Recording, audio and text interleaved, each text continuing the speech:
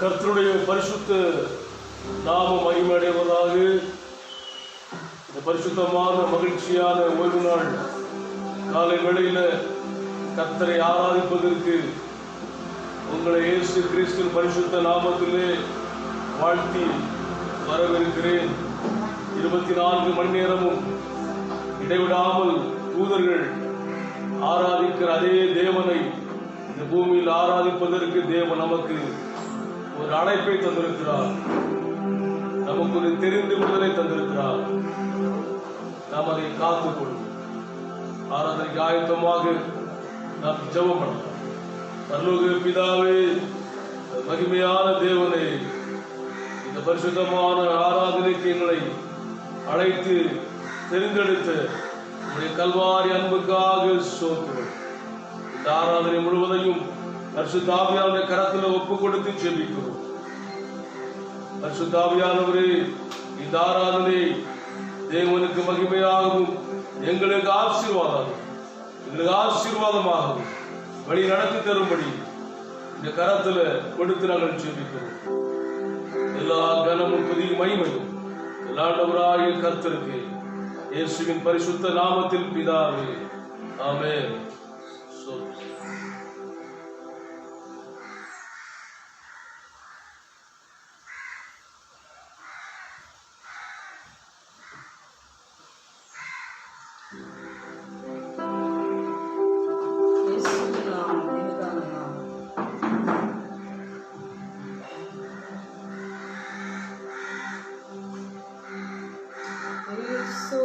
நாமம் இனிதான நாமம்,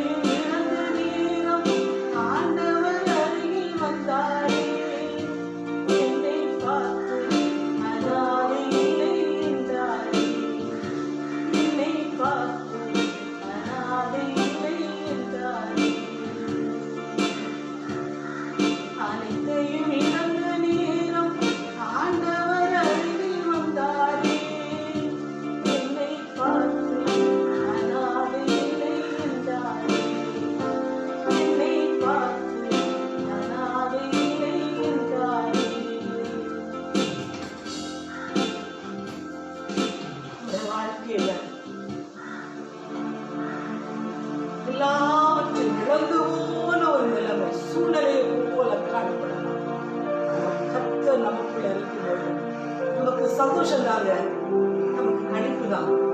நம்முடைய வாழ்க்கையெல்லாம் பிரகாசம் தான். ஒருவராலும் அதை பறித்துக் கொள்ள முடியாது. தேவனாகிய கர்த்தர் நம்மோடு கூட இருக்கிறபடியினால இந்த ஒரு நாள் காலை வேளையில தேவாதி தேவனே ஆமென் சொல்கிறோம். என் கூடவே இருங்கப்பா, என்னை விட்டு போயிடாதீங்க சொல்லி என்னை வாழ்க்கை வரவிருப்போமா? இயேசு சுவாமி, நீங்க இருந்தா போதும்ப்பா, என்னுடைய வாழ்க்கையில சந்தோஷம். நீங்க இருந்தா போதும் என்னுடைய வாழ்க்கையில சந்தோஷம். நீங்க இருந்தா போதும் என்னுடைய வாழ்க்கையில சந்தோஷம். எல்லாமே நிறைவாய் தேவாதி தேவன் பெரியவராய் இருக்கிறார்.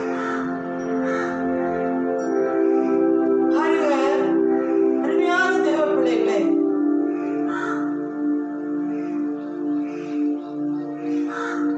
வேதாகமத்துல நாம் பார்க்கிறோம், எலியா என்றொரு மனுஷன் இருக்கிறார். அவருடைய உடன்படிக்கையாள் எலிசாவும் இருக்கிறார். கர்த்தரோடு நான் இணைய போகிற நாள் வந்தாயிற்று என்று சொல்லி அவன் தன்னை காட்டிக்கொள்ளாதபடிக்கு அந்த உடன்புடைய காரணத்தில் சொல்லிக்கொண்டு காலிலிருந்து புறப்படுகிறார். உடன்புடைய காரணம் சொல்லுகிறார், கர்த்தருடைய ஜீவனையும் உம்முடைய ஜீவனை கொண்டு சொல்லுகிறேன், நான் உன்னை விடுகிறதா இல்லை என்று சொல்லி, என்னை விடு, நான் பெத்தேல் வரைக்கும் போகட்டும் என்று சொல்லுகிறார்.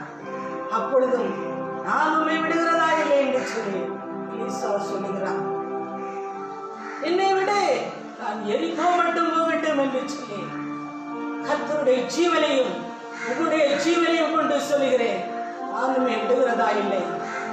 நான் யோர்தான் வரைக்கும் போகட்டும் என்று சொல்லி, ஆனாலும் நான் உண்மை விடுகிறதா இல்லை என்று சொல்லி ஆமென் சொத்தரிக்கிறோம். யோர்தானின் அக்கறை இருந்து இக்கரை வந்தாயிற்று. ஆனாலும் அவனை பின் சென்று வழி நடக்கிற ஒரு எலிசாவை காண்கிறோம். ஆமென் சொத்தரிக்கிறோம். எதற்கு அவனை பின்னால் சென்று பிடிக்கிறான் என்று சொன்னார், எலியாவுக்குள்ள இருந்த ஆவி, பரிசுத்த ஆவி, தேவ வல்லமை, வல்லமையின் ஆவியானவர் அவனுக்குள் இருக்கிறார் என்று சொல்லி ஒரு எலிசா காண்கிறதுனாலே எலியாவை விடமாட்டேன் என்று சொல்லுகிறார். நான் உனக்கு என்ன செய்ய வேண்டும் என்று சொல்லி கேட்கிற போது, உம்முடைய ஆவி எனக்கு இரட்டிப்பாய் வேண்டும் என்று சொல்லி எலிசா கேட்கிறதை பார்க்கிறோம். பிரியமானவர்களே, இந்த நாளில தேவனை நான் விடுகிறதா இல்லை என்று சொல்லி, நீர் என்னை ஆசீர்வதித்தால் ஒழிய நான் உன்னை விடுகிறதா இல்லை என்று சொல்லி ஒரு யாக்கோபை போல செபிப்போமா? அவர் நம்முடைய வாழ்க்கையில எத்தனையோ நன்மைகளை செய்திருக்கிறார். இந்த காலகட்டங்களில நம்மை நடத்தி வந்த பாதைகள் எவ்வளவு அற்புதமான பாதைகள், இல்லாதது போல இருக்கும், ஆனால் எல்லாவற்றையும் நிறைவாக்கி நடத்தியிருக்கிறார். இதுவரைக்கும் உனக்கு என்ன நன்மை குறைத்திருக்கிறார்? பரிசுத்த ஆவியானவர் உன்னை ஒவ்வொரு நாளும் நடத்தி வந்திருக்கிறாரே, எவ்வளவு நல்ல தேவன். இந்த நாளில வாழ்க்கையில காணப்படுகிற எல்லா போராட்டங்களும் மாற வேண்டும். உடைய வாழ்க்கையில காணப்படுகிற துக்கங்கள் மாற வேண்டும். வாழ்க்கையில காணப்படுகிற பலவீனங்கள் மாற வேண்டும்.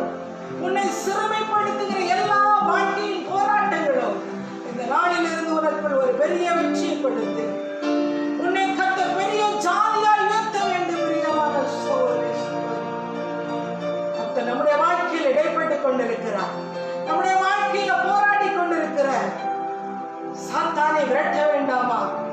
நம்முடைய வாழ்க்கையில ஜெயத்தை கொண்டு வர முடியாதபடிக்கு காணப்படுகிற, நம்முடைய வாழ்க்கையை சோர்ந்து போக பண்ணுகிற பொல்லாத கிரியைகளை அப்புறப்படுத்த வேண்டாமா?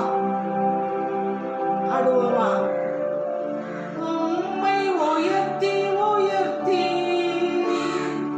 உள்ளமாய் இழுதையா, உம்மை நோக்கி பார்த்து இதயம் துள்ளுதையா.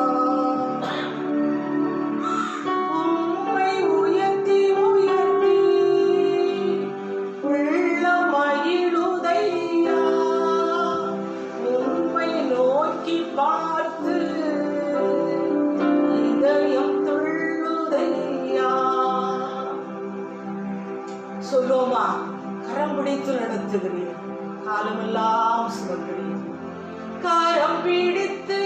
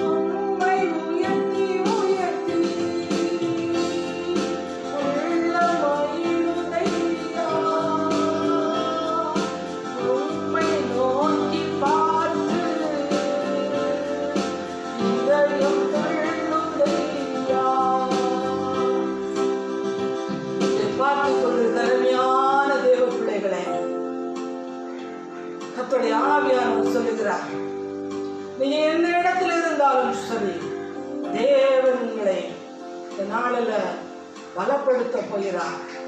வாழ்க்கையில ஒரு பெரிய விடுதலை தர போகிறார். எந்தெந்த பகுதிகளில பலவீனம் இருக்கிறதோ அந்த பகுதிகளில உடைய கரங்களை வைத்துக் கொள்ளுங்கள். ஆவியானவர் நிச்சயமாகவே இந்த நாளில் கிரியை செய்து கொண்டிருக்கிறார். கர்த்தருடைய ஆவியானவர் சொல்லிக் கொண்டிருக்கிறார், இந்த வாழ்க்கையில் ஒரு விடுதலை கொடுத்து கொண்டிருக்கிறார், ஒரு பெரிய வெற்றியை கொடுத்து கொண்டிருக்கிறார். நீங்கள் கடந்து வந்த பாதைகள், நீங்கள் கடந்து வந்த பாதைகள் எல்லா காரியங்களிலேயும் இனி உடைய வாழ்க்கையில வெற்றி கொடுத்து கொண்டிருக்கிறார். ஆமென்.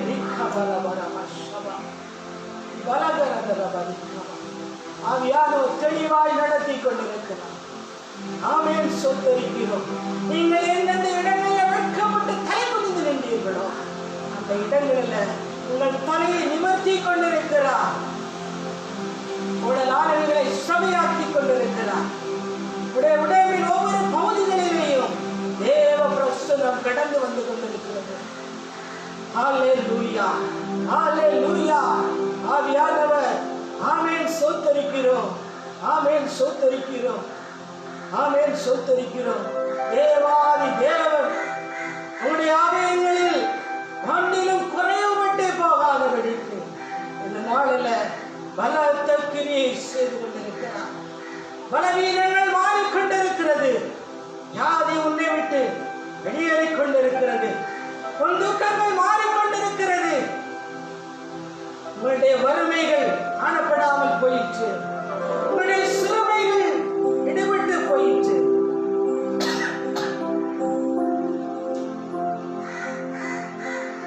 துக்கங்களை கர்த்தர் மாற்றிக் கொண்டிருக்கிறார். நம்முடைய துக்கங்கள் எல்லாவற்றையும் மாற்றிக் கொண்டிருக்கிறார். உங்கள் துக்கம் சந்தோஷமாய் மாறும் என்று சொல்லி ஆவியானவர் சொல்லிக் கொண்டிருக்கிறார். பிடித்துக் கொள்ளுங்கள். ஒரு எலிசாவை போல பிடித்துக் கொள்ளுங்கள். ஒரு யாக்கோபை போல பிடித்துக் கொள்ளுங்கள். நான் உம்மை விடுகிறதா இல்லை என்று சொல்லி பிடித்துக் கொள்ளுங்கள். கர்த்தர் அற்புதங்களை செய்வார். அவர் அற்புதங்களின் தேவனாகிய கர்த்தர். மாணவ பிள்ளைகளாய் இருக்கட்டும், எல்லாவற்றிலும் கர்த்தர் உயர்த்தி கொண்டிருக்கிறார். வாலிப பிள்ளைகளுடைய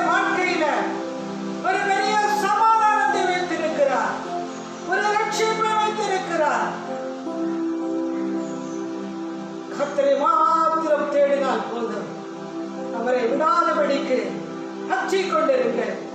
தேவாவியானவர் உங்களை மனை நடத்துகிற பரிசுத்த ஆவியானவர் இந்த நாளில நல்ல காரியங்களை செய்தார் என்று சொல்லி சந்தோஷத்தோடு கர்த்தரை மகிமைப்படுத்துவோம். கர்த்தர் நம்மை ஆசீர்வதிப்பார்.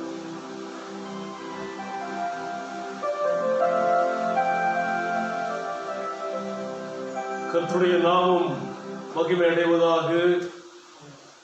நம்மை மகிழ்ச்சியாக்குகிற, நம்மை வல்லமைப்படுத்துகிற, நம்மை ஆசீர்வதிக்கிற, உலகம் தராத ஒரு பெரிய பாதுகாப்பை நமக்கு தருகிற ஆண்டவராகிய கர்த்தருடைய வேத வார்த்தைகளை நாம் தியானிக்க போகிறோம்.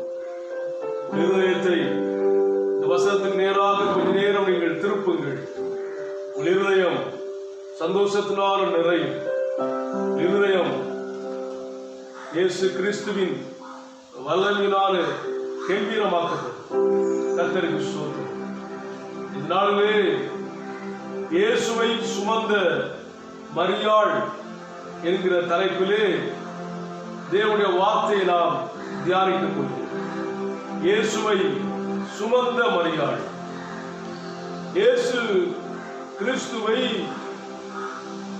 ஒரு மனிதன் சுமக்க வேண்டும் என்று சொன்னால், இயேசு கிறிஸ்துவை ஒரு மனுஷி சுமக்க வேண்டும் என்று சொன்னால் சில விசேஷித்த குணாதிசயங்கள் அவர்களுக்கு தேவை. இயேசுவை மரியாள் சுமப்பதற்கு மரியாளிடத்திலே 5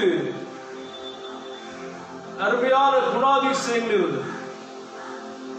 முதலாவது கிருபை இருந்தது. இரண்டாவது மரியாளிடத்திலே ஒரு அர்ப்பணிப்பு இருந்தது. மூன்றாவது மரியாளிடத்திலே தேவனுக்கு அல்லது தேவனுடைய வார்த்தைக்கு கீழ்ப்படுகிற ஒரு அனுபவம் இருந்தது. நான்காவது பரிசுத்த ஆவியுடைய வல்லமை இருந்தது. ஐந்தாவது ஆண்டவருக்காக ஊழியம் செய்ய வேண்டும் என்கிற ஒரு வாஞ்சை இருந்தது. இந்த 5 காரியங்களும் இயேசுவை சுமந்த மரியாளிடத்திலே இருந்ததா நாம் வேதத்திலே பார்க்கிறோம்.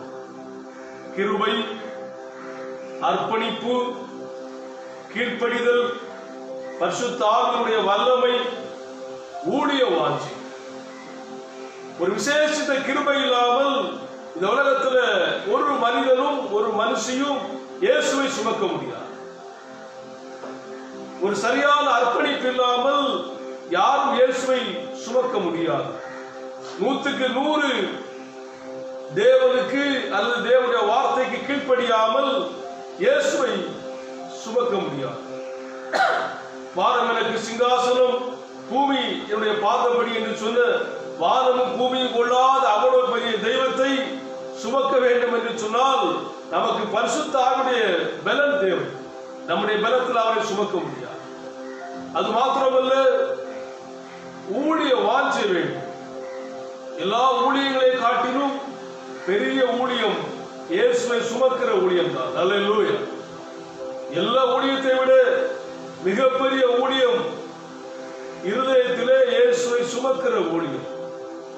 கர்த்தர் உங்களை இந்த வசனங்களை கொண்டு நிச்சயமாக ஆசீர்வதிப்பார்.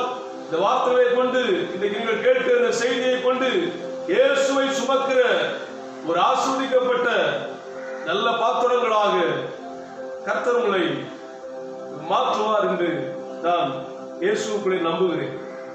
கர்த்தருக்கு ஸ்தோத்திரம். இயேசுவை மரியாள் சுமந்ததினாலே மரியாளுடைய வாழ்க்கையில் எவ்வளவு பெரிய ஆசீர்வாதங்கள். லூக்கா 1ஆம் அதிகாரத்திலே பார்க்கிறோம். லூக்கா 1:28 பார்க்கிறோம். கபிரியேல் தூதன் வந்து சொல்கிறார், கர்த்தர் உன்னுடனே இருக்கிறார். கர்த்தர் உன்னுடனே இருக்கிறார்.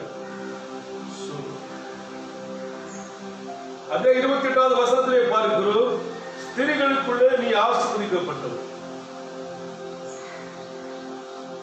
லூக்கா 1ஆம் அதிகாரம் 42வது வசனத்திலே எலிசபெத் சொல்கிறார்கள், இந்த மரியாளை பார்த்து, ஸ்திரீகளுக்குள்ளே நீ ஆசீர்வதிக்கப்பட்டவள். கபிரியல் தூதர் சொன்ன அதே வார்த்தையை எலிசபெத்து சொல்லுகிறார், நீ ஸ்திரீகளுக்குள்ளே ஆசீர்வதிக்கப்பட்டவள். அது மாத்திரமல்ல, 43வது வசனத்திலே எலிசபெத்து சொல்லுகிறார்கள், என் ஆண்டவுடைய தாயார் என்று சொல்லி, மரியாளை பார்த்து ஆண்டவுடைய தாயார் என்று சொல்லுகிறார். 48வது வசனத்திலே பார்க்கிறோம், மரியாளை சொல்லுகிறார்கள், இதோ இது முதல் எல்லா சந்ததிகளும் என்னை பாக்கியவதி என்பார்கள். இவ்வளவு ஆசீர்வாதங்களுக்கும் இவ்வளவு ஆசீர்வாதங்கள் இந்த மரியாளுக்கு இருப்பதற்கு காரணம் அவர்கள் இயேசுவை சுமந்தபடியினார்கள். எல்லா சந்ததிகளும் அவருடைய பாக்கியவதி என்று சொல்வதற்கும், ஸ்திரீகளுக்குள்ளே நீ ஆசீர்வதிக்கப்பட்டவள் என்று சொல்லி தூதர் என்று சொல்வதற்கும், எலிசபெத்து சொல்வதற்கும், கர்த்தர் உன்னுடனே கூட இருக்கிறார் என்று தூதர் சொல்வதற்கும், இத்தனை ஆசீர்வாதத்துக்கும் காரணம் இந்த மரியாள் இயேசுவை சுமக்கிற ஒரு நல்ல பாத்திரமா இருந்தபடினார். அல்லேலூயா. இன்றைக்கும் இந்த வார்த்தையை கேட்டு நாம் இயேசுவை சுமக்கிற ஒரு நல்ல பாத்திரமாக ஆசீர்வதிக்கப்படுவோம் என்று சொன்னால், இயேசுவை சுமக்கிற ஒரு நல்ல வாழ்க்கையாக உங்கள் வாழ்க்கை மாற்றி அமைக்கப்படும் என்று சொன்னால், இயேசுவை சுமக்கிற ஒரு மனிதனாக, இயேசுவை இருதயத்திலே சுமக்கிற ஒரு மனுஷியாக நீங்கள் இன்னைக்கு ஆசீர்வதிக்கப்பட்டால், இத்தனை மரியாளுக்கு இத்தனை ஆசீர்வாதங்களும் நமக்கும் உண்டு. கர்த்தர் உங்களை ஆசீர்வதிப்பார். ஆக இந்த 5 காரியங்களை நாம் சுருக்கமாக நாம் தியானிக்கிறோம். முதலாவது, இயேசுவை இந்த மரியாள் சுமப்பதற்கு, இந்த மரியாள் சுமப்பதற்கு மரியாளிடத்திலே இருந்த முதலாவது விசேஷித்த ஒரு குணாதிசயம் என்னவென்று சொன்னால், கிருபை இருந்தது. கிருபை இருந்தது. ஒரு விசேஷித்த கிருபை இல்லாமல் நீங்களும் நானும் இயேசுவை சுமக்க முடியாது. விசேஷ கிருபை இல்லாதவர்கள் தான் இயேசுவை ஒரு சில நாட்கள் சுமப்பார். இருதயத்திலே ஏதாவது ஒரு நெருக்கம் வரும்போது, ஒரு அவமானம் வரும்போது இயேசுவை சுமக்கிற அவர்கள் சுமக்கிற அந்த இயேசுவை தூக்கி எறிந்து விட்டு ஓடி விடுவார்கள். இயேசுவை வாழ்நாள் முழுவதும் சுமக்க வேண்டும் என்று சொன்னால் ஒரு கிருபை வேண்டும், விசேஷித்த கிருபை வேண்டும். தூதனே வந்து சாட்சி கொடுக்கிறார். தேவ சமூகத்தில் இருக்கிற கபிரியல் தூதன் வந்து லூக்கா 1ஆம் அதிகாரம் 22வது வசனத்திலே பார்க்கிறோம். தூதன் கொடுக்கிற சாட்சி, அவள் இருந்த வீட்டில் தூதன் பிரவேசித்து, கிருபை பெற்றவளே வாழ்க, கிருபை பெற்றவளே வாழ்க. இயேசுவை சுமப்பதற்கு மரியாளே, உனக்கு கிருபை இருக்கிறது, இயேசுவை சுமக்கிற கிருபை உலகத்தில் இருக்கிறது என்று தூதன் இங்கே சாட்சி கொடுக்கிறதை பார்க்கிறோம். கிருபை பெற்றவளே வாழ்க. கிருபை பெற்றவர்களை தூதர்கள் வந்து வாழ்த்துவார்கள். அல்லேலூயா. நீங்களும் கிருபை பெற்றிருந்தால் உங்களை இந்த உலகம் மாத்திரமல்ல, தூதனும் வந்து உங்களை வாழ்த்துவார், பரலோகம் உங்களை வாழ்த்தும். ஆக நமக்கு தேவை கிருபை தேவை. இயேசுவை சுமந்த மரியாள், இயேசுவை இந்த மரியாள் சுமப்பதற்கு மரியாளிடத்தில் இருந்த முதலாவது விசேஷித்த குணம் என்னவென்று சொன்னால், அவரிடத்திலே கிருபை இருந்தது. வேதம் சொல்லுகிறது, அநேகருடைய ஸ்தோத்திரத்தினாலே கிருபை பெருகும் என்று சொல்லி. அப்படி என்று சொன்னால் இந்த கிருபை இந்த மரியாளிடத்திலே அதிகமாய் வளர்ந்து பெருகுவதற்கு இந்த மரியாள், இயேசுவின் தாயாகிய இந்த மரியாள் எப்பொழுதும் இயேசுவை துதிக்கிற, எப்பொழுதும் இயேசுவை ஸ்தோத்தரிக்கிற ஒரு நல்ல பாத்திரமாக இருந்திருப்பார் என்று சொல்லி நான் நம்புகிறேன். கர்த்தருக்கு ஸ்தோத்திரம். ஆக இயேசுவை சுமப்பதற்கு முதலாவது நமக்கு வேண்டிய தகுதி கிருபை வேண்டும். நமக்கு வேண்டிய முதல் குணாதிசயம் நம்மிடத்திலே அவரை சுமப்பதற்கு கிருபை வேண்டும். அவர் எவ்வளவு பெரிய தெய்வம், அவர் நெருங்க முடியுமா? ஆனால் அவரை நாம் சுமக்க வேண்டும் என்று சொன்னால் அவருடைய கிருபை நமக்கு வேண்டும். ஆதியாகமத்திலே 6ஆம் அதிகாரத்திலே 8வது வசனம், 7-8 வசனங்களை பார்க்கிறோம். ஆதியாகமம் 6ஆம் அதிகாரம் 7வது வசனம் 8வது வசனம். அப்பொழுது கர்த்தர், நான் சிருஷ்டித்த மனுஷனை பூமியின் மேல் வைக்காமல் மனுஷன் முதற்கொண்டு மிருகங்கள், ஊரும் பிராணிகள், ஆகாயத்து பறவைகள் பரியந்தமும் உண்டாயிருக்கிறவர்களை நிக்கிரகம் பண்ணுவேன். நான் அவர்களை உண்டாக்குறது எனக்கு மனஸ்தாபமாக இருக்கிறது என்றார். நோவாவுக்கு கர்த்தருடைய கண்ணில் கிருபை கிடைத்தது.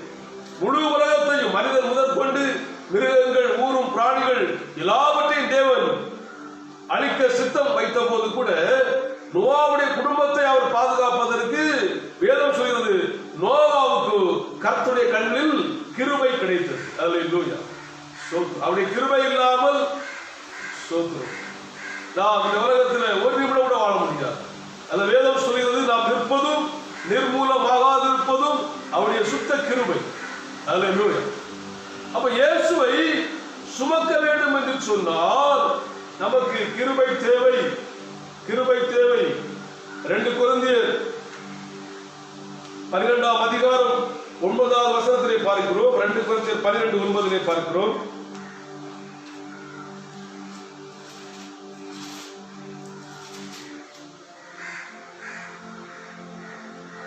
பவுல் தன்னுடைய வாழ்க்கையிலே அவர் தன்னுடைய சாட்சியை சொல்லுகிறார். அவர் தன்னை உயர்த்தாதபடிக்கு அவருடைய மாம்சத்திலே ஒரு முள் படுக்கப்பட்டிருந்ததாம். அது அவரை விட்டு நீங்கும்படிக்கு அவர் 3 தடவை கர்த்தரிடத்திலே வேண்டிக் கொண்டார்.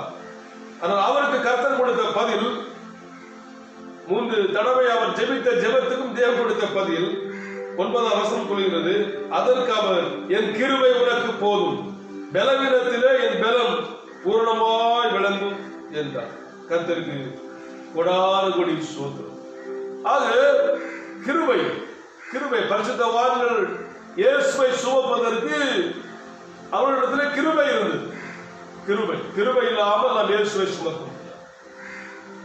மரியாள் எல்லா அவமானங்களையும் தாங்கி திருமணமே ஆகாத அந்த கன்னியா இருந்த மரியாள் இயேசுவை சுமக்க வேண்டும் என்று சொன்னால் அந்த அவமானங்களை, அந்த பரியாசங்களை, விமர்சனங்களை எல்லாம் தாங்க வேண்டும் என்று சொன்னால் ஒரு கிருபை தேவை. அது அவரிடத்தில் இருந்தது. அவர் தூதர் சொன்னார், கிருபை பெற்றவனே வாழ். இந்த உலகத்தில் நீங்களும் நானும் 24 மணி நேரமும் நம்முடைய இருதயத்திலே இயேசுவை சுமக்க வேண்டும் என்று சொன்னால் ஒரு கிருபை தேவை. யார் என்ன சொன்னாலும், யார் நமக்கு எதிராக எழுப்பினாலும், என்ன துன்பம் வந்தாலும், என்ன நெருக்கடி வந்தாலும், இயேசுவை நாம் சுமக்கிற இயேசுவை தூக்கி எறியாதபடிக்கு, இயேசுவை நாம் கீழே இறக்கி வைக்காதபடிக்கு, இயேசுவை நாம் விட்டு விட்டு ஓடாதபடிக்கு கடைசி வரை இயேசுவை சுமக்க வேண்டும் என்று சொன்னால் கிருபை தேவை. கிருபை தேவை. அதான் பவுல் சொல்லுகிறார், அப்படி மாம்சத்திலே ஒரு முள், அவர் தன்னை உயர்த்தாதபடிக்கு ஒரு முள். 3 தடவை ஜெபித்த போதும் பதில் வருகிறது, என் கிருபை உனக்கு போதும், என் பலவீனத்தில் என் பலன் பூரணமாய். அவருடைய கிருபை நமக்குள்ள இருக்கும் போது இயேசுவை, வானம் எனக்கு சிங்காசனம், பூமி எனக்கு பாதபடி என்று சொன்ன அவ்வளவு பெரிய இயேசுவை சுமப்பதற்கு நமக்கு ஒரு பலம் கிடைக்கும். கர்த்தர் நல்லவர். இயேசுவை மரியாள் சுமப்பதற்கு மரியாளிடத்திலே இருந்த முதலாவது குணாதிசயம் கிருபை இருந்தது. கிருபை இருந்தது. இந்த உலகத்தில் இயேசுவை சுமப்பது ஒரு பெரிய பாக்கியம்.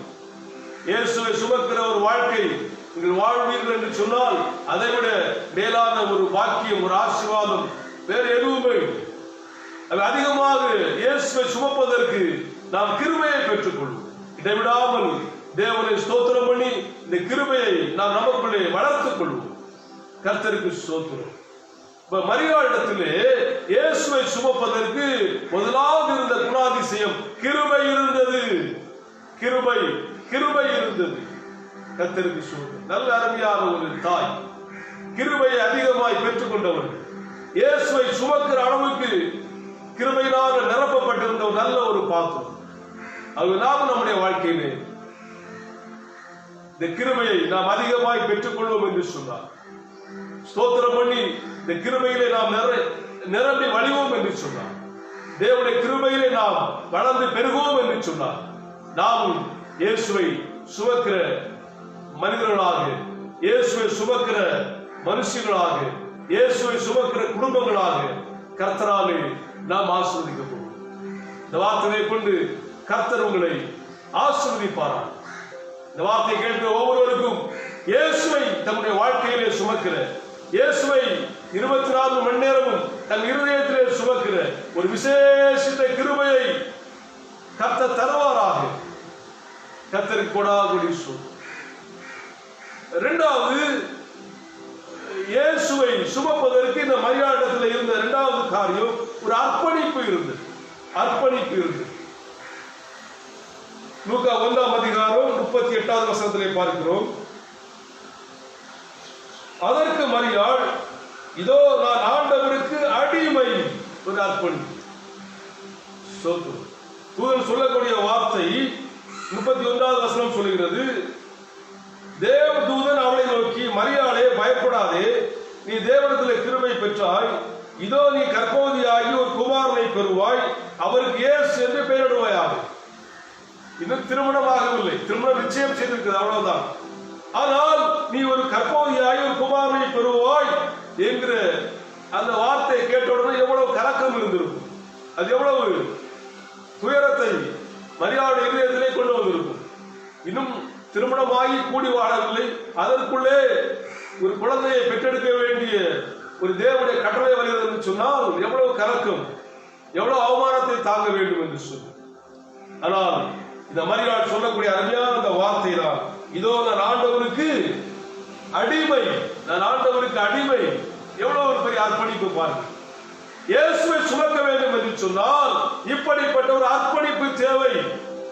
இயேசுவுக்காக எந்த அவமானத்தை சகிப்பதற்கு, இயேசுவுக்காக எந்த நிந்தையையும் தாங்குவதற்கு, இயேசுவுக்காக எல்லா போராட்டத்தை கடந்து செல்வதற்கு ஒரு அர்ப்பணிப்பு தேவை.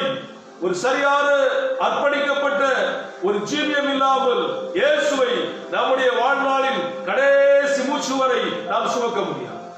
ஒரு சரியான ஒரு அர்ப்பணிக்கப்பட்ட ஒரு வாழ்க்கை இருக்கும் என்று சொன்னால், ஒரு நல்ல டெடிகேட்டட் லைஃப் இருக்கும் என்று சொன்னால், நம்முடைய லாஸ்ட் பிரீத்திங் வரைக்கும், நம்முடைய கடைசி மூச்சு வரைக்கும் இயேசுவை நம்மால் சுமந்து சொல்ல முடியும். அல்லேலூயா.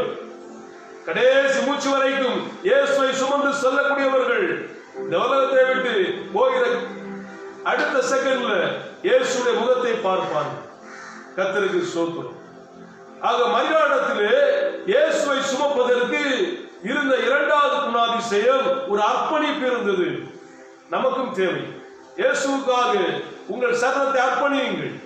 இயேசுவுக்காக உங்கள் சரீரத்தினுடைய ஒவ்வொரு அவயங்களையும் இயேசுவுக்கு அர்ப்பணியுங்கள். உங்களுக்கு இருக்கிற எல்லாவற்றையும் இயேசுவுக்கு அர்ப்பணித்து வாழ பழகுங்கள். இயேசுவை சுமக்கிற பாத்திரங்களாக மரியாதை போல கர்த்தர் உங்களை ஆசீர்வதித்து கர்த்தருக்கு கொடானு கோடி ஸ்தோத்திரம். ஒரு பெரிய அர்ப்பணிப்பு இந்த மரியாதத்தில் இருந்ததாய் பார்க்கிறோம். லூக்கா 2ஆம் அதிகாரத்திலே பார்க்கிறோம், அந்நாட்களிலே உலகம் எங்கும் குடி மதிப்பு எழுதப்பட வேண்டும் என்று அகஸ்து ராயனால் கட்டளை பிறந்தது. அப்பொழுது யோசேப்பும் மரியாளும் கலிலேயா நாட்டில் உள்ள நாசரேத்திலிருந்து யூதேயா நாட்டில் உள்ள பெத்லகேமுக்கு கடந்து செல்கிறார்கள். எவ்வளவு பெரிய அர்ப்பணிப்பு! ஒரு நாட்டிலிருந்து இன்னொரு நாட்டுக்கு வயிற்றிலே இயேசுவை சுமந்து கொண்டு இந்த மரியாள் கடந்து செல்கிறார். கலிலேயாவிலிருந்து அவர்கள் யூதேயாவுக்கு போகிறார்கள். ஒரு நாட்டிலிருந்து கலிலேயா நாட்டில் யூதேயா நாட்டுக்கு போகிறார்கள். இயேசுவை சுமந்து கொண்டே இந்த மரியாள் போவதை பார்க்கிறோம். அங்கே போய் இயேசுவை யூதேயா நாட்டில் உள்ள பெத்லகேமில் இயேசுவை பெற்ற பிறகு 2 வயதுக்குட்பட்ட குழந்தைகள் எல்லாம் ஏரோது கொலை செய்ய வகை தேடின போது தூதன் சொன்னபடியே அவர்கள் அங்கே யூதேயாவிலே இருந்து எகிப்துக்கு போகிறார்கள். மத்திய 2ஆம் அதிகாரத்தில் தெளிவாக இருக்கிறது. 13ஆம் வருஷம் எகிப்துக்கு போகிறார்கள். ஏரோது மரித்த பின் தேவனுடைய வார்த்தை அவர்களுக்கு உண்டாகி எகிப்திலிருந்து அவர்கள் இஸ்ரவேலுக்கு வருகிறார்கள். யோசித்து பாருங்கள். கலிலேயா, யூதேயா, எகிப்து, இஸ்ரவேல் 4 நாடுகள். இப்படியெல்லாம் ஒரு அர்ப்பணிப்போடு வாழ்ந்த ஒரு மரியாள். கர்த்தருக்கு ஸ்தோத்திரம். ஆக நம்முடைய வாழ்க்கையிலும் ஒரு அர்ப்பணிப்பு தேவை. இயேசுவை ஒரு அர்ப்பணிப்பு இல்லாமல் நாம் சுமக்க முடியாது. ஒரு காரியத்தை சொல்லுகிறேன், இயேசுவை சுமப்பதுதான் நம்முடைய வாழ்க்கையிலே மிகப்பெரிய பாக்கியம். இயேசுவை நாம் சுமப்பதுதான் நமக்கு மகிழ்ச்சி. தேவையில்லாத கவலைகளை சுமந்து, தேவையில்லாத உலக பாரங்களை சுமந்து, தேவையில்லாத காரியங்களை சுமந்து சுமந்து நாம் நொந்து போவதை விட இயேசுவை சந்தோஷமாய் சுமப்போம். நம்முடைய வாழ்க்கை எவ்வளவு மகிழ்ச்சியாக இருக்கும், நம்முடைய வாழ்க்கை எவ்வளவு சந்தோஷமாக இருக்கும், எவ்வளவு ஆனந்தமாக இருக்கும். அல்ல வேதம் சொல்லுகிறது, உலகத்தில் இருக்கிறவரை காட்டிலும் உங்களுக்குள்ள இருக்கிறவர் பெரியவர் என்று சொல்லி. நமக்குள்ள இருக்கிற நாம் சுமக்கிற இயேசு உலகத்தில் இருக்கிற எல்லாரை விடவும் பெரியவர்.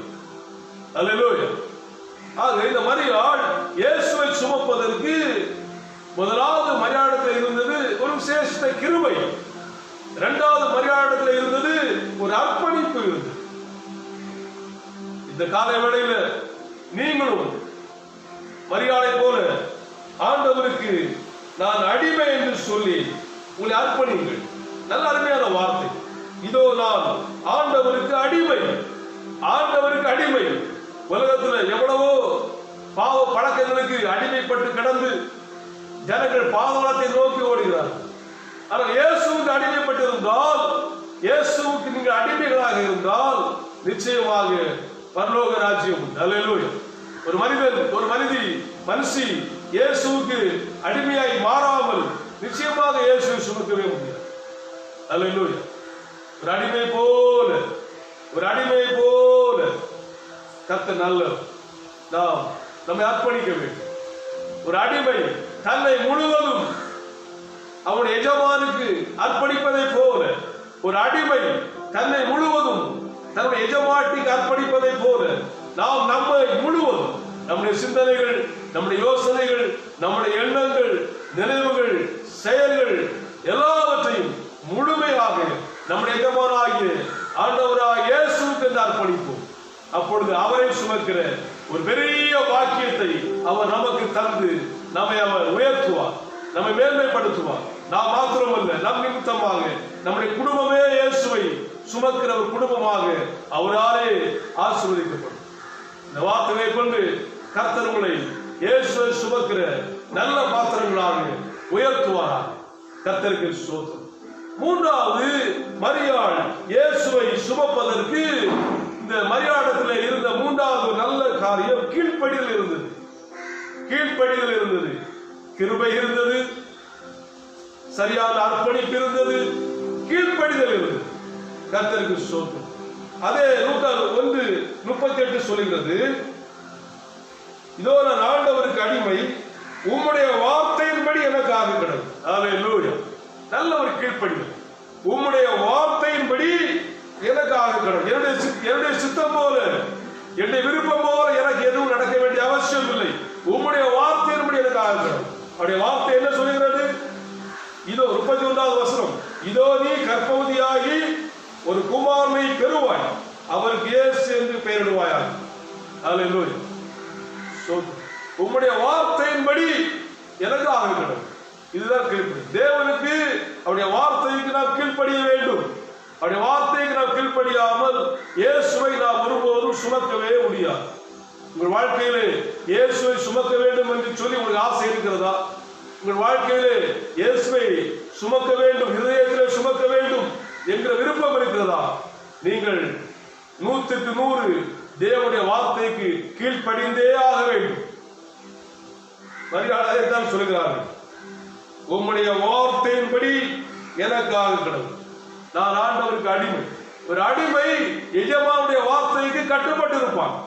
ஒரு அடிமை எஜமானுடைய வார்த்தையை நம்பி இருப்பான். ஒரு அடிமை எஜமானுடைய வார்த்தையை ஏற்றுக்கொள்வான்.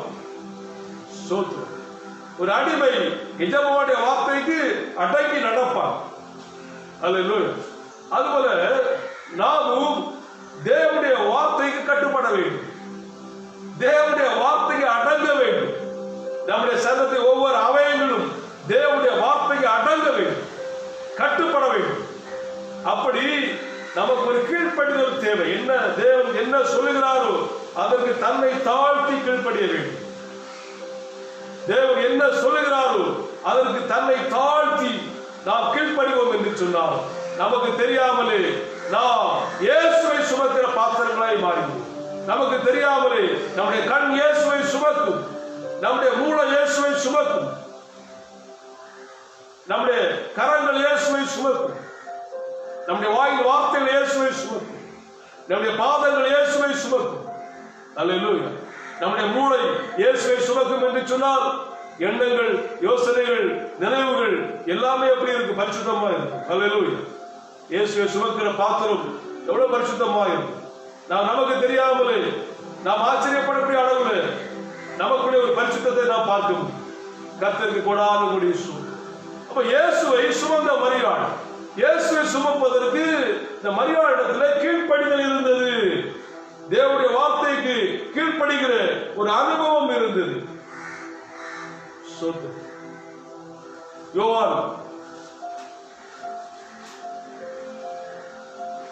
யோனா 1ஆம் அதிகாரம், யோனா 1ஆம் அதிகாரம் முதல் 4 வசனங்களை பாருங்கள். யோனா 1ஆம் அதிகாரம் முதல் 4 வசனம்.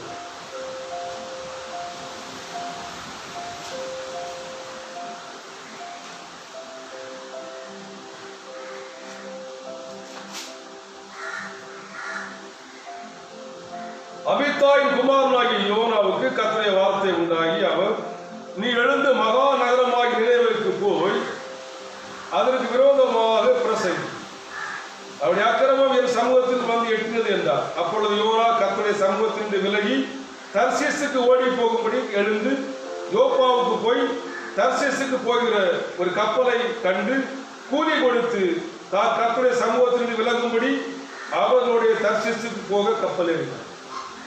யோனாவை கர்த்தர் நினைவிலே போய் என்னுடைய வார்த்தையை பிரசங்கம் பண்ணு என்று சொன்னார். ஆனால் யோனாவு கர்த்தருடைய வார்த்தையை மீறி கர்த்தருடைய வார்த்தைக்கு விரோதமாக எழும்பி அவர் தர்சீசுக்கு கப்பல் ஏறி பிரயாணம் செய்தார்.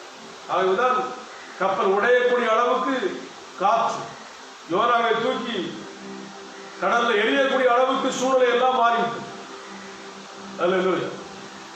அது நம்முடைய வாழ்க்கையிலே நாம் தேவனுடைய வார்த்தைக்கு ஒருபோதும் விலகி நடக்கவே கூடாது. தேவனுடைய வார்த்தைக்கு நாம் அடங்க வேண்டும். தேவனுடைய வார்த்தைக்கு நாம் கீழ்ப்படிய வேண்டும். தேவனுடைய வார்த்தைக்கு நாம் கீழ்ப்படியாத பட்சத்தில் பெரிய ஆபத்துகள் நம்மை சூழ்ந்து கொள்ளும். அதற்கு யோனா இங்க ஒரு முன் உதாரணமாக இருக்கிறார். சோத்து கல்வி நாம் மகிமை அடையலாம். அது இந்த மரியாதை பார்க்கிறோம். உங்களுடைய வார்த்தையின்படியே எனக்கு ஆக கடவுது, என் சித்தம் அல்ல, என்னுடைய வார்த்தை என்னுடைய விருப்பத்தின்படி அல்ல, உம்முடைய வார்த்தை இப்படி எனக்கு ஆக கடவுது. இந்த வார்த்தைக்கு தன்னை ஒப்பு கொடுக்கிற ஒரு அனுபவம், அவருடைய வார்த்தைக்கு தன்னை அர்ப்பணிக்கிற அனுபவம், அவருடைய வார்த்தைக்கு என்று சொல்லி தன்னை முழுவதுமாக அர்ப்பணிக்கிற ஒரு அனுபவம், அவருடைய வார்த்தைக்கு கீழ்ப்படுகிற ஒரு அனுபவம் இந்த மரியாதையில் இருந்ததாக நாம் பார்த்தோம். ஆக தேவனுடைய பிள்ளைகளே, நாமும் இயேசுவை சுமக்க வேண்டும் என்று சொன்னால் எல்லாருக்கும் ஆசை இயேசுவை சுமக்க வேண்டும் என்று சொல்லி அந்த ஆசை நிறைவேற வேண்டும் என்று சொன்னால் இந்த மரியாதை போல நாமும் தேவனுடைய வார்த்தைக்கு 100க்கு 100 நாம் கீழ்ப்படிய வேண்டும். இரவானாலும் பகலானாலும் வெயிலானாலும் கடும் குளிரானாலும் பாலைவனமானாலும் சோலைவனமானாலும் எப்படி நம்முடைய வாழ்க்கையில என்ன சூழ்நிலை இருந்தாலும் தேவனுடைய வார்த்தையை நாம் முக்கியப்படுத்தி தேவனுடைய வார்த்தைக்கு நாம் கீழ்ப்படிந்திருப்போம் என்று சொன்னார் நாமும் இயேசுவை சுமக்கிற அருமையான நல்ல பாத்திரங்களாக நாம் தேவனால ஆசீர்வதிக்கப்படும். கர்த்தருக்கு ஸ்தோத்திரம். 4வது, இந்த மரியாள் இயேசுவை சுமப்பதற்கு இந்த மரியாளிடத்திலே பரிசுத்த ஆவியுடைய வல்லமை இருந்தது. பரிசுத்த ஆவியுடைய வல்லமை இருந்தது. வேதம் சொல்லுகிறது,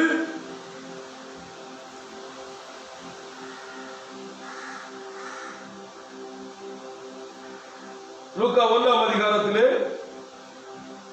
35வது வசனம், தேவதூதன் அவளுக்கு பிரதியுத்தரமாக, பரிசுத்த ஆவி உன்மேல் வரும், உன்னதமானுடைய பலம் உன்மேல் நிழலிடும், அதனால் உன்னத்தில் பிறக்கும் பரிசுத்தம் உள்ளது, தேவனுடைய குமாரன். பரிசுத்த ஆவி உன்மேல் வரும். இயேசுவை சுமக்க வேண்டும் என்று சொன்னால் பரிசுத்த ஆவியுடைய பலம் நமக்கு தேவை. முதலாவது பரிசுத்த ஆவியானவர் இந்த மரியாளை நிரப்புறதாக நாம் பார்க்கிறோம். அதன் பிறகுதான் இயேசு உருவாகிறார் மரியாளுக்குள்ளே. கர்த்தர் நல்லவர். Praise the Lord. இயேசுவை சுமப்பதற்கு நமக்கு பரிசுத்த ஆவியுடைய வல்லமை தேவை. பரிசுத்த ஆவியுடைய பலம் நமக்கு தேவை. 41வது வசனத்திலே பார்க்கிறோம்.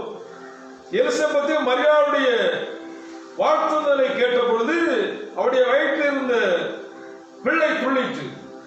எலிசபெத் பரிசுத்த ஆவியினால் நிரப்பப்பட்டு என்று பார்க்கிறோம்.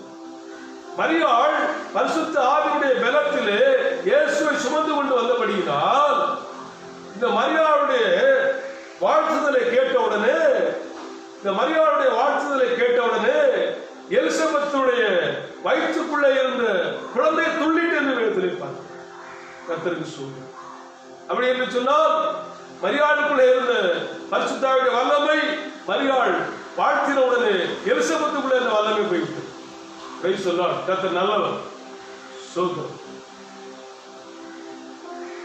மரியாளுக்குள்ளே இருக்கிறவர் இயேசு, எலிசபெத்துக்குள்ளே இருக்கிறவர் யோவான். அந்த யோவான் தான் பிறந்து இந்த இயேசுவுக்கு ஞானஸ்நானம் கொடுக்க வேண்டும். ஆகவே மரியாளுடைய அந்த வார்த்தை கேட்டவுடனே பரிசுத்த ஆவி அப்படியே எலிசபெத்தை நிரப்பி அங்கே உள்ள இருக்கிற யோவான் துள்ளுகிறார். ஸ்தோத்திரம். கர்த்தர் நல்லவர். ஆக இயேசுவை சுமப்பதற்கு நமக்கு பரிசுத்த ஆவியுடைய வல்லமை தேவை. மரியாளிடத்திலே இயேசுவை சுமப்பதற்கு பரிசுத்த ஆவியுடைய வல்லமை அதிகமாக இருந்தது. பரிசுத்த ஆவியுடைய வல்லமை இல்லாதவர்கள் இயேசுவை நீண்ட தூரம் சுமக்க முடியாது, நீண்ட நாட்கள் சுமக்க முடியாது. தங்களுடைய வாழ்க்கையுடைய கடைசி மூச்சு வரைக்கும் இயேசுவை சுமக்க முடியாது. இயேசுவை விட்டு ஓடி விடுவார்கள். இயேசுவை தூக்கி எறிந்து விட்டு ஓடி விடுவார்கள். உலகம் தன்னை மயக்குகிற போது, உலகத்தில் உள்ள ஆசைகள் தன்னை மயக்கி இழுக்கிற போது இயேசுவை தூக்கி எறிந்து விட்டு ஓடி விடுவார்கள். ஆனால் பரிசுத்த ஆவியுடைய வல்லமை இருக்கும் என்று சொன்னால் உங்கள் வாழ்க்கையுடைய கடைசி வரைக்கும் இயேசுவை உங்களால் சுமந்து செல்ல முடியும். வாழ்நாள் முழுவதும் இயேசுவை நாம் சுமப்பதற்கு நமக்கு பலன் தருகிறவர் பரிசுத்த ஆவியானவர். எவ்வளவு பெரிய தெய்வம்! எனக்கு சிங்காசனம் பூமியுடைய பாதபடி என்று சொன்னவர். அவ்வளவு பெரிய தெய்வத்தை சுமக்க வேண்டும் என்று சொன்னால் நமக்கு எவ்வளவு பலம் தேவை? நம்முடைய பலத்தில் சுமக்க முடியாது. அதுதான் பரிசுத்த ஆவியுடைய பலம் வேண்டும். ஆக இந்த மரியாதத்திலே இயேசுவை சுமப்பதற்கு பரிசுத்த ஆவியுடைய வல்லமை இருந்தது, பரிசுத்த ஆவியுடைய பலம் இருந்தது. உங்களுக்கு இயேசுவை வாழ்நாள் முழுவதும் சுமக்க ஆசையா? இயேசு சுமப்பது விருப்பம் இருக்கிறதா? காத்திருந்து பரிசுத்த ஆவியுடைய பலத்தை பெற்றுக் கொள்ளுங்கள். காத்திருந்து இந்த பரிசுத்த ஆவியுடைய வல்லமையை நீங்கள் பெற்றுக் கொள்ளுங்கள். எப்பொழுதும் பரிசுத்த ஆவிக்குள்ளே நிரம்பி இருங்கள். அப்பொழுது இயேசுவை எல்லா நேரமும் எல்லா சூழ்நிலைகளிலும் இயேசுவை சுமக்கிற ஒரு மனிதனாக, ஒரு மனுஷியாக கர்த்தர் உங்களை ஆசீர்வதிப்பார். ஐந்தாவது, இயேசுவை சுமப்பதற்கு மரியாதத்தில் இருந்த ஐந்தாவது குணாதிசயம் ஊழிய வாஞ்சை இருந்தது. ஆண்டவருக்காக ஏதாவது செய்ய வேண்டும் என்கிற ஊழிய வாஞ்சை இருந்தது.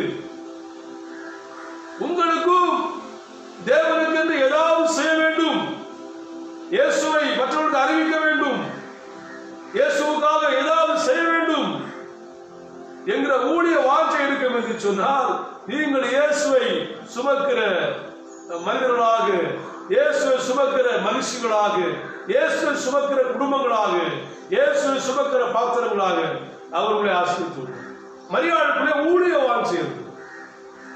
லூக்கா 1ஆம் அதிகாரத்திலே பார்க்கிறோம். கபிரியேல் தூதன் இந்த செய்தியை சொல்லிக் கொண்டிருக்கும் போது அவர் சொல்லுகிறார், 36வது வசனம், இதோ உனக்கு இனத்தாளாய் இருக்கிற எலிசபெத்து தன் முதிர் வயதிலே ஒரு புத்திரனை கற்பம் தரித்திருக்கிறாள்.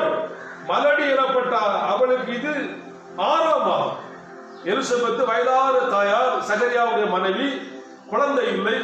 ஆனால் செய்தி கபிரியேல் தூதன் மரியாளுக்கு செய்தி கொடுக்கும் போது இந்த செய்தியும் சேர்த்து தான் கொடுக்கிறார்.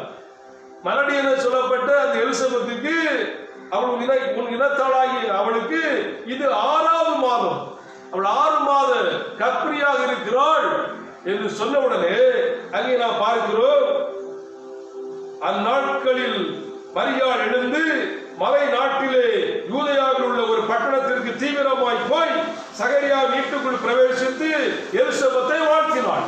கர்த்தருக்கு சொல்லும். அல்லேலூயா. எலிசபெத்து 6 மாத கர்ப்பிணியா இருக்கிறதை காபிரியல் தூதர் மரியாளுக்கு சொன்னவுடனே இந்த மரியாள் இயேசுவை சுமந்து கொண்டு, தன் வயிற்றில் இயேசுவை சுமந்து கொண்டு ஓடி அங்கே மலை நாட்டிலே இருக்கிற அந்த அருமையான எலிசபெத்துக்கு போய் உதவி செய்கிறார்கள். எலிசபெத்து கூட இருப்பது யோவான். அந்த யோவான் பிறந்து அவர் வளர்ந்து அதன் பிறகு மரியாள் வயிற்றிலே இருந்து பிறக்கிற இயேசுக்கு அவர் ஞானஸ்தானம் கொடுக்க வேண்டும். இயேசுக்கு அவர் வழி ஆயத்தப்படுத்த வேண்டும். இதெல்லாம் வேத சத்தியங்கள். அது வேதம் சொல்லுகிறது. அதை 1ஆம் அதிகாரத்தை பார்க்கிற போது 56வது வசனம், மரியாள் ஏறக்குறைய 3 மாதம் அவளுடைய இருந்து தன் வீட்டுக்கு திரும்பி போனாள். ஏறக்குறைய இந்த மரியாள் 3 மாதம், அதாவது 6 மாத கர்ப்பவதியாக இருக்கிற எலிசபெத்துக்கு இந்த மரியாள் போய் 3 மாதம் பணிவிடை செய்தார்கள். அப்படின்னா 9 மாதம் வரைக்கும் அங்கே தங்கி பணிவிடை செய்தார்கள். அல்லேலூயா. எவ்வளவு பெரிய ஊழிய வாஞ்சை பாருங்க. ஏனென்றால் மரியாள் எலிசபெத்துடைய வயிற்றுக்குள்ளே வளருவது யோவான் ஸ்நானகர். கர்த்தருக்கு ஸ்தோத்திரம். அது ஊழிய வாஞ்சை மரியாள் குறைந்தது. ஆகவேதான் இயேசுவை சுமக்கிற ஒரு பாத்திரமாக அவர் ஆசீர்வதிக்கப்பட்டார்கள். யோவான் 2ஆம் அதிகாரத்தை படித்து பாருங்கள். யோவான் 2ஆம் அதிகாரம் முதல் ஒரு 10-11 வசனங்களை பார்க்கும் போது அங்கே கலிலேயாவில் உள்ள கானா ஊரிலே ஒரு திருமண வீட்டிலே ரசம் தீர்ந்து விட்டது. அப்பொழுது இயேசு தாயாகிய மரியாள் இயேசுவிடத்திலே சொல்கிறார்கள், ரசம் இல்லை என்று சொல்றார். இயேசுவின் தாய் அவரை நோக்கி, அவர்களுக்கு திராட்சை ரசம் இல்லை. ஒரு வார்த்தை, திராட்சை ரசம் இல்லை. இயேசு சொல்கிறார், ஸ்திரியே உனக்கும் எனக்கும் என்ன, என் வேலையில் வரவில்லை. அதாவது இயேசுடைய தாயாகிய மரியாள் அங்கே இருக்க வேலைக்காரர்களுக்கு சொல்லக்கூடிய ஒரு வார்த்தை, அவருடைய தாய் வேலைக்காரரை நோக்கி, அவர் உங்களுக்கு என்ன சொல்லுகிறாரோ அதன்படி செய்யுங்கள். ஆக கடைசியில் நீங்கள் பார்த்தா அந்த திருமண வீட்டில் இயேசு தண்ணீரை ரசமாய் மாற்றிவிட்டார். அந்த வசனம் 11வது வசனம் சொல்கிறது, இவ்விதமாக இயேசு இந்த முதலாம் அற்புதத்தை கலிலேயாவில் உள்ள கானா ஊரிலே செய்து தம்முடைய மகிமையை வெளிப்படுத்தினார். அவருடைய சீசர் அவரிடத்தில் விசுவாசம் வைத்தார். இயேசு முதலாவது அற்புதம் இந்த தண்ணீரை ரசமாய் மாற்றி தம்முடைய மகிமையை வெளிப்படுத்தினார். இயேசுடைய மகிமை வெளிப்படுவதற்கு இந்த மரியாள் அங்கே ஒரு ஊன்றுகோலாக இருந்ததை பார்க்கிறோம். அல்லேலூயா. அப்போ இந்த மரியாளுக்குள்ளே ஊழிய வாஞ்சை இருந்தது. இயேசுவை சுமக்க வேண்டும் என்று சொன்னால் நமக்கு ஊழிய வாஞ்சை தேவை. அவருக்காக இயேசுக்காக ஓட வேண்டும், இயேசுவை பற்றி சொல்ல வேண்டும், இயேசு அறிவிக்க வேண்டும், இயேசுக்காக ஏதாவது செய்ய வேண்டும் என்கிற ஊழிய வாஞ்சை இருந்தால் நாம் இயேசுவை சுமக்கிற பாத்திரமே ஆசீர்வதிக்கிறோம். அல்லேலூயா. கர்த்தர் நல்லவர். ஆக இந்த மரியாள் இயேசுவை சுமப்பதற்கு இந்த மரியாளிடத்திலே 5 நல்ல குணாதிசயங்கள் இருந்தது. ஒன்று கிருபை இருந்தது, 2வது அர்ப்பணிப்பு இருந்தது, 3வது கீழ்ப்படிதல் இருந்தது, 4வது பரிசுத்தாவுடைய வல்லமை இருந்தது, 5வது ஊழிய வாஞ்சை இருந்தது. இந்த வார்த்தையை கொண்டு கர்த்தர் உங்களை ஆசீர்வதிப்பாரா? நாம் ஜெபம் பண்ணலாமா? அன்பின் பரலோக பிதாவே, மகிமையான தேவனே, இந்த பரிசுத்தமான ஓய்வு நாள் காலை வேளையில உங்களுடைய வார்த்தைகளை கொண்டு எங்களோடு தேவன் பேசினபடியால் இயேசுவை சுமந்த மரியாள் என்கிற தலைப்பிலே கர்த்தர் அந்த வார்த்தைகளுக்காக ஸ்தோத்திரம். நாங்களும் இயேசுவே உம்மை சுமக்க வேண்டும் ஐயா. ஒவ்வொரு நாளும் ஒவ்வொரு இமைப்பொழுதும் எங்கள் வாழ்நாள் முழுவதும் உம்மை சுமக்கிற பாத்திரங்களாக, உம்மை சுமக்கிற குடும்பங்களாக ஆசீர்வதிக்கப்பட வேண்டும். மரியாதை போல கர்த்தாவே எங்களை நீங்க ஆசீர்வதிக்கும்படி ஜெபிக்கிறோம். ஒரு விசேஷ கிருபையை தந்து எங்களை ஆசீர்வதிங்க. ஒரு சரியான அர்ப்பணிப்பை தந்து எங்களை ஆசீர்வதிங்க. உங்களுடைய வார்த்தைக்கு 100க்கு 100 கீழ்ப்படிகிற ஒரு நல்ல அனுபவத்தை தந்து எங்களை ஆசீர்வதிங்க. பரிசுத்த ஆவியாருடைய வல்லமையை தந்து எங்களை ஆசீர்வதிங்க. ஊழியம் செய்கிற ஒரு நல்ல வாஞ்சையை தந்து எங்களை ஆசீர்வதிங்க. கர்த்தருக்கு ஸ்தோத்திரம்.